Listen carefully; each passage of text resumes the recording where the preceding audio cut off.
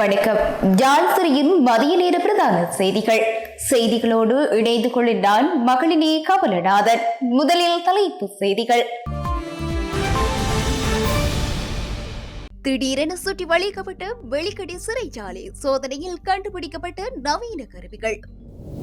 நாட்டு மக்களுக்கு பேராயர் விடுத்த உத்தரவு. அதிரடியாக கைது செய்யப்படும் பிள்ளையாடின் சகாக்கள் வெளியாக போகும் அதிரடி உண்மைகள். நடிகர் விஜயின் வீட்டுக்கு வெடிகுண்டு மிரட்டல், திடீரென சுற்றி வளைத்த படையினர். கொங்கோ தேவாலயம் ஒன்றில் நடந்த தாக்குதல், கிளர்ச்சியாளர்களுக்கு நடந்த சோகம். காசாவில் உணவற்று இறக்கும் மக்கள், இஸ்ரேலிய அரசின் கோர தாண்டவம். தொடர்பான விரிவான செய்திகள். வெளிக்கடை சிறைச்சாலையில் நடத்தப்பட்ட திடீர் சோதனையில் முன்னாள் அமைச்சர்களான மஹிந்தானந்த அழுக்கமே மற்றும் நளிர் பெர்னாண்டோ ஆகியோர் தடுத்து வைக்கப்பட்ட அறையிலிருந்து 6 கையடக்க தொலைபேசிகள் மீட்கப்பட்டுள்ளன. சிறைச்சாலை அதிகாரிகளுக்கு கிடைத்த ரகசிய தகவலை அடுத்து சிறைச்சாலை அவசரகால பதிலளிப்பு குழுவினர் இந்த விசேட தேடுதல் நடவடிக்கையை மேற்கொண்டனர். இந்த சோதனையின் போது கைபேசிகளுடன் சேர்த்து சில மின்சாதனங்களும் கண்டெடுக்கப்பட்டதாக சிறைச்சாலைகள் திணைக்களம் தெரிவித்துள்ளது. இந்த கையடக்க தொலைபேசிகள் மற்றும் மின்சாதனங்கள் வெளிக்கடை சிறைச்சாலையின் கே அறையில் இருந்து கண்டுபிடிக்கப்பட்டுள்ளன. இந்த அறையில் சிறை தண்டனை விதிக்கப்பட்டுள்ள முன்னாள் அமைச்சர்களான மஹிந்தானந்தா அழுக்கமே, நளின் பெர்னாண்டோ மற்றும் MS ரஞ்சித் ஆகியோர் உட்பட 100 மேற்பட்ட கைதிகள் தடுத்து வைக்கப்பட்டுள்ளதாக சிறைச்சாலைகள் திணைக்களம் மேலும் கூறியுள்ளது. இனிய பாரதியின் சகாவான தொப்பி மானப் என்று அழைக்கப்படும் திருக்கோவில் பிரதேச சபையின் முன்னாள் உறுப்பினர் சி விக்னேஸ்வரன் குற்றப்புலனாய்வு பிரிவினரால் கைது செய்யப்பட்டுள்ளார். நேற்று மாலை அவர் கைது செய்யப்பட்டதாக தெரிவிக்கப்பட்டுள்ளது.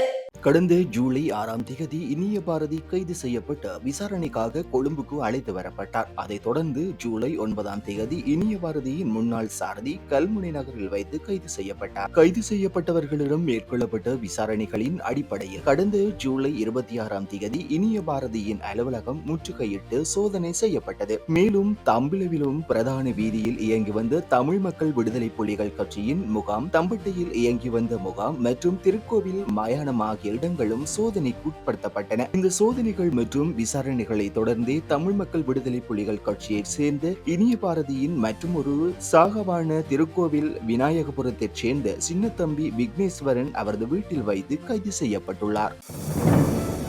கொழும்பு பேராயர் கர்தினால் மெல்கம் ரஞ்சித் ஆண்டகை இலங்கையில் ஒரே பாலின திருமணங்களை அனுமதிக்க கூடாது என வலியுறுத்தியுள்ளார். இது மனித உரிமைக்கு அப்பாற்பட்டது என்றும் எனவே ஒருபோதும் அனுமதிக்கப்படக்கூடாது என்று அவர் தெரிவித்துள்ளார். பேருவளை புனித அன்னமாள் ஆலயத்தின் திருவிழா திருப்பலியில் மறையுரை நிகழ்த்தும் போதே கர்தினால் ரஞ்சித் ஆண்டகை இந்த கருத்துக்களை வெளியிட்டார். பாரம்பரிய குடும்ப அழகை பாதுகாப்பதன் முக்கியத்துவத்தையும் அவர் இதன்போது வலியுறுத்தினார். புதிய தலைமுறை தவறாக வழிநடத்தப்படுவதாக கவலை, பல்வேறு பிரசாரங்கள் மற்றும் திருமணத்தின் உண்மையான அர்த்தத்தை புரிந்து கொள்ளாமல் தற்காலிகமாக தீர்வுகளை தேடுவதால் புதிய தலைமுறையினர் தவறாக வழிநடத்தப்பட்டு வருவதாக அவர் கவலை தெரிவித்தார். ஒரே பாலின திருமணம் ஊக்குவிக்கப்படுவது மனித உரிமையா என கேள்வி எழுப்பிய அவர் 2 ஆண்கள் எவ்வாறு ஒரு குடும்பத்தை கட்டியெழுப்ப முடியும், அவர்களுக்கு எப்படி குழந்தைகள் பிறக்கும் எனவும் கேள்வி எழுப்பினார். மேலும் முன்னைய காலத்தில் பெற்றோரின் பராமரிப்பின் கீழ் அவர்களின் ஆசீர்வாதத்துடன் நடந்த திருமணங்கள் இக்கால திருமணங்களை விடவும் மிகவும் வெற்றிகரமாக காணப்படுவதாகவும் பேராயர் சுட்டிக்காட்டினார். அடுத்து சர்வதேச செய்திகள். காசாவில் பட்டினி மரணங்கள் அதிகரித்துள்ளது. சர்வதேச அளவில் அழுத்தங்கள் அதிகரித்த நிலையில் அங்கு உதவிகள் செல்வதற்காக 3 இடங்களில் இஸ்ரேல் ராணுவம் போர் நிறுத்தத்தை அறிவித்துள்ளது. எனினும் நேற்று காலை தொடக்கம் இஸ்ரேல் சர்வாரி தாக்குதலில் காசாவில் மேலும் 53 பேர் கொல்லப்பட்டுள்ளனர். கடற்கரையொட்டிய மனிதாபிமான வலயம் என இஸ்ரேல் ஏற்கனவே அறிவித்த அல்மவாசி பகுதி, மத்திய டெய்ர் அல் பலா மற்றும் வடக்கே காசா நகர் ஆகிய பகுதிகளில் மறு அறிவித்தல் வரும் வரை உள்ளூர் நேரப்படி காலை 10 மணி தொடக்கம் இரவு 8 மணி வரை போர் நடவடிக்கைகள் நிறுத்தப்படும் என்று இஸ்ரேல் ராணுவம் நேற்று அறிவித்தது. காசாவில் உணவு மற்றும் மருந்துகளை விநியோகிப்பதற்கு காலை 6 மணி மற்றும் இரவு 8 மணிக்கு இடையே பாதுகாப்பான பாதைகளும் அமைக்கப்பட்டிருப்பதாக இஸ்ரேல் ராணுவம் குறிப்பிட்டது. இந்த நிலையில் ஒதுக்கப்பட்ட பகுதிகளில் போர் நிறுத்த காலத்தில் பட்டினியில் உள்ளவர்களுக்கு உணவு அளிப்பதற்காக அனைத்து நடவடிக்கைகளும் முன்னெடுக்கப்பட்டிருப்பதாக ஐநா மனிதாபிமான தலைவர் டொம் பிட்சர் தெரிவித்துள்ளார். காசாவுக்கான உதவிகளை இஸ்ரேல் கடந்த மார்ச் ஆரம்பம் தொடக்கம் முடக்கி வரும் நிலையில் அங்கு பட்டினியால் உயிரிழப்பவர்கள் எண்ணிக்கை நாளுக்கு நாள் அதிகரித்து வருகின்றன. கடந்த 24 மணி நேரத்தில் 2 குழந்தைகள் உட்பட ஊட்டச்சத்து குறைபாட்டுடன் தொடர்புபட்டு மேலும் 6 பலஸ்தீனர்கள் உயிரிழப்பதாக காசா சுகாதார அமைச்சு நேற்று குறிப்பிட்டது.